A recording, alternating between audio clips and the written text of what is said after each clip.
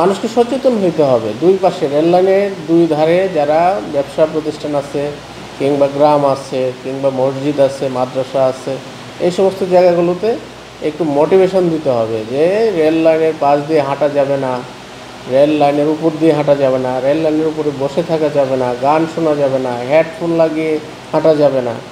এই যে মাদ্রাসার ছাত্র, স্কুলের ছাত্র কিংবা যারা আপনার কাউবয় যারা আছে, গরু নিয়ে চলাফেরা করে, গরু রেল লাইনের উপর দিয়ে নিয়ে যাওয়া যাবে না। এই ধরনের আপনার জনসচেতনমূলক কাজগুলো চালু রাখলেই, মানুষ সচেতন হইলেই আপনার দুর্ঘটনা কমে আসবে। মানুষকে সচেতন হইতে হবে। বাংলাদেশ রেলওয়ে সারা বাংলাদেশেই রেল লাইনে যাতে কেউ পাথর নিক্ষেপ না করে এবং রেল লাইন দিয়ে যাতে চলাফেরা না করে, গরু ছাগল না চড়ায়, এই জন্য আপনার আমাদের জিআরবি, আরএনবি সবসময় আপনার প্রোগ্রাম করে থাকে।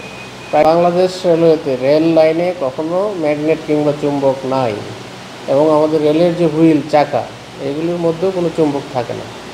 চুম্বকায়িত হয় এই কথাটা গুজব এবং ভুয়া, এটা একটা ভুয়া নিউজ। চুম্বকায়িত হয় না।